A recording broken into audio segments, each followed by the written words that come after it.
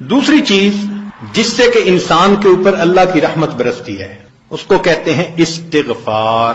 استغفر اللہ ربی من کل ذنب واتوب الیہ. قرآن مجید میں اللہ رب العزت نے حکم فرمایا واستغفر اللہ، استغفار کرو.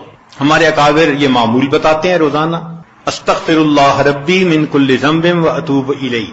اس کو دن میں کم از کم 100 مرتبہ صبح، 100 مرتبہ شام. زیادہ وقت ہو تو 200 مرتبہ بھی پڑھ سکتے ہیں. مگر جب پڑھ رہے ہوں تو ذرا اپنے گناہوں پر ندامت بھی دل میں محسوس کریں.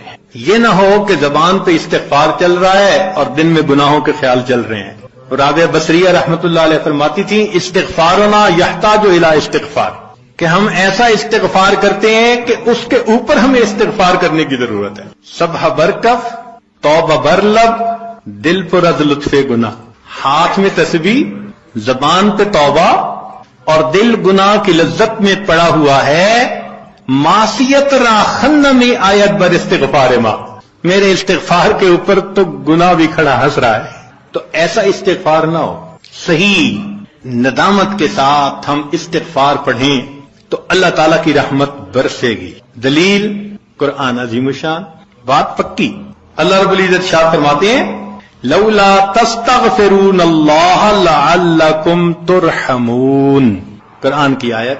اگر یہ استغفار کرتے تو کیا ہوتا؟ اللہ تعالیٰ رحمت برساتے.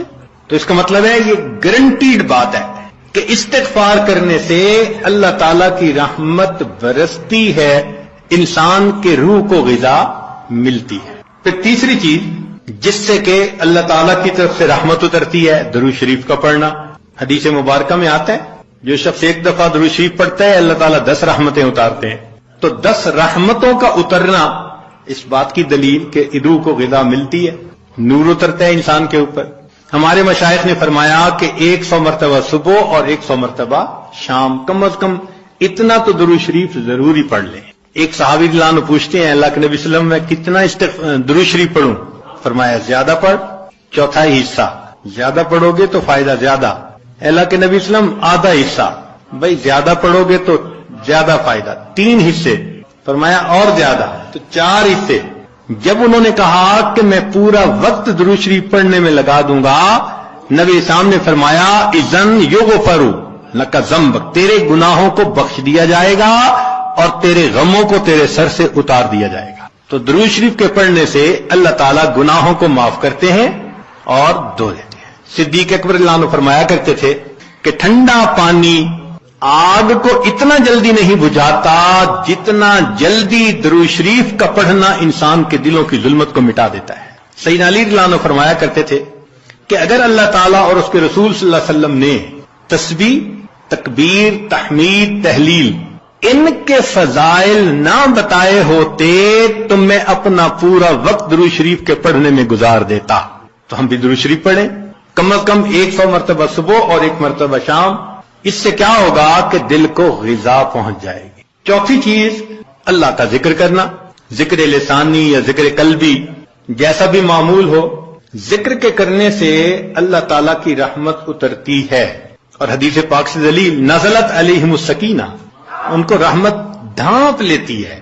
ملائکہ آ جاتے ہیں ان کے اوپر جہاں لوگ مل بیٹھتے ہیں مختلف جگہوں سے آئے ہوئے اللہ کو یاد کرنے کے لیے. تو ذکر کرنے سے سکینہ کا نازل ہونا بھی اس بات کی دلیل کہ انسان کے دل کو غذا ملتی ہے. ذکر سے ذات کی محبت بھی پیدا ہوتی ہے. جتنا جس چیز کا تذکرہ زیادہ کریں اتنا اس سے محبت ہوتی ہے. تو کثرت ذکر کا حکم اس لیے کہ اس سے اللہ رب العزت کی محبت انسان کے دل میں پڑتی ہے. یہ نغمہ فصل گلو لالا کا نہیں پابند، بہار ہو کے خزاں لا الہ الا اللہ. ہمیشہ ذکر کرنا ہے، ہر وقت کرنا ہے. موسموں کے بدلنے کا اس پہ اثر نہیں ہوتا. اس لیے ہمارے اکابر صبح شام کا کچھ وقت تھا جس میں تنہائی میں بیٹھ کے اللہ کا ذکر کثرت کے ساتھ کیا کرتے. پھر 5ویں چیز جس سے کہ انسان کے اوپر رحمت اترتی ہے وہ ہے اتباع سنت. جتنا ہر عمل سنت کے مطابق ہوتا جائے گا اتنا اللہ کی رحمت ہم پہ برستی جائے گی. جتنا ہر عمل سنت کے مطابق. اس لیے ہمارے سلسلہ عالیہ نقشبندیہ میں بیعت ہونے کے بعد پہلا کام یہی بتاتے ہیں ہر کام کو سنت کے مطابق کرنا ہے، سر کے بالوں سے لے کے پاؤں کے ناخنوں تک اپنے آپ کو سنت کے مطابق ڈھالنا ہے۔ کیوں؟ ایک تو اجر ہے، ایک قرب ہے، اللہ کی محبوبیت ملتی ہے، اور تیسرا یہ چیز انسان کے روح کی غذا بھی ہے۔ دلیل قرآن عظیم الشان میں سے ارشاد فرمایا اطیعوا اللہ والرسول لعلکم ترحمون، اللہ اور اس کے رسول کی اطاعت کرو تو کیا ہوگا؟ تمہارے اوپر رحمت برسے گی۔ تو اتباع سنت سے بھی انسان پر رحمت برستی ہے۔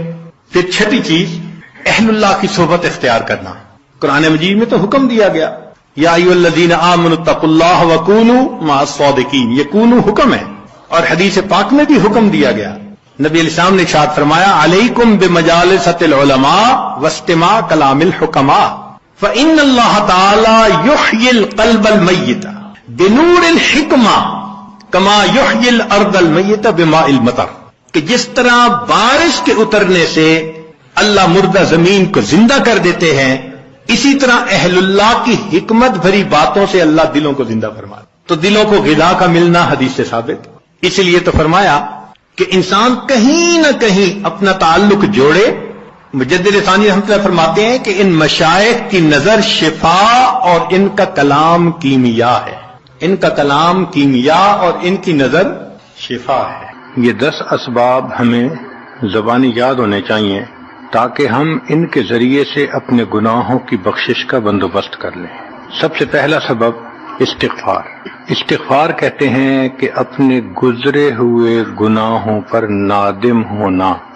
شریعت نے کہا الندم توبۃ، ندامت یہ توبہ ہے، اور حدیث مبارکہ میں ہے کہ قیامت کے دن سب سے زیادہ خوش انسان وہ ہوگا من وجد فی صحیفتہ استغفارا کثیرا، جس کے نام اعمال میں کثرت کے ساتھ استغفار لکھا ہوا ہوگا۔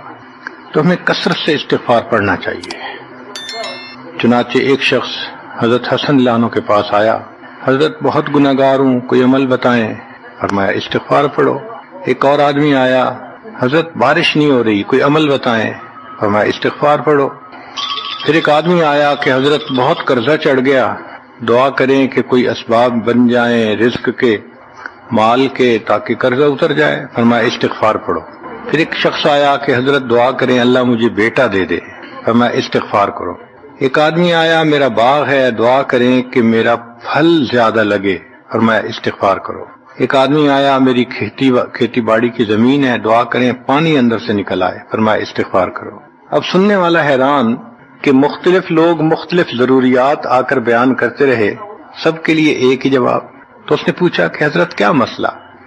تو فرمایا کہ دیکھو یہ جواب میں نے اپنی طرف سے نہیں دیا، قرآن مجید سے دیا ہے۔ اللہ تعالیٰ ارشاد فرماتے ہیں قرآن مجید میں فَقُلْتُ اسْتَغْفِرُوا رَبَّكُمْ إِنَّهُ كَانَ غَفَّارًا۔ تو سب سے پہلے استغفار کرنے سے گناہوں کی بخشش ہوتی ہے۔ يُرْسِلِ السَّمَاءَ عَلَيْكُمْ مِدْرَارًا، تمہارے اوپر اللہ بارشیں برسائے گا۔ وَيُمْدِدْكُمْ بِأَمْوَالٍ، اللہ مال کے ذریعے تمہاری مدد کرے گا۔ وَبَنِينَ، اور بیٹوں کے ذریعے مدد کرے گا۔ وَيَجْعَلْ لَكُمْ جَنَّاتٍ، اور اللہ تعالیٰ تمہیں درختوں پہ پھل زیادہ عطا کرے گا۔ وَيَجْعَلْ لَكُمْ أَنْهَارًا، اور اللہ تعالیٰ تمہارے لیے زمین سے چشمے جاری فرما دے گا۔ آپ اگر غور کریں تو ہماری روزمرہ کی جو پریشانیاں ہیں وہ انہی میں سے ہیں۔ کوئی بیٹے کے لیے پریشان، کوئی کاروبار کے لیے پریشان، کوئی قرضوں کی وجہ سے پریشان۔ اس کا مطلب یہ کہ اگر ہم استغفار کرنے کی عادت ڈال لیں تو ہمیں کسی اور عمل کی ضرورت ہی نہیں ہے، اور یہ عمل قرآن مجید میں بتایا گیا ہے، یہ پروردگار عالم کا کلام ہے۔ ہم استغفار کم کرتے ہیں، کم از کم 100 مرتبہ صبح اور شام استغفار کا کرنا معمول بنا لینا چاہیے۔ آپ لوگ ڈرائیو کرتے ہیں اپنے دفتر جاتے ہوئے تو راستے میں جو آدھا گھنٹہ لگتا ہے اس میں کیا کرنا ہوتا ہے؟ بعض لوگ نعت سن لیتے ہیں، تلاوت سن لیتے ہیں، وہ بھی عبادت ہے، لیکن اس سے زیادہ بہتر یہ ہے کہ انسان خود پڑھے کچھ۔ تو اگر اس دوران آپ استغفر اللہ ہی پڑھتے رہیں تو سینکڑوں دفعہ استغفار نامہ اعمال میں لکھا جائے گا، اور اگر پورا پڑھ لیں استغفر اللہ ربی من کل ذنب واتوب الیہ تو یہ سونے پہ سہاگے والی بات ہے۔ تو اپنے ٹائمنگز کو ایسے ایڈجسٹ کریں کہ اس میں درود استغفار کثرت کے ساتھ آپ پڑھ سکیں، کیونکہ حدیث پاک میں یہ فرمانا کہ قیامت کے دن وہ بندہ بہت خوش ہوگا جس کے نام اعمال میں استغفار زیادہ ہوگا۔ دوسرا سبب ہے توبہ۔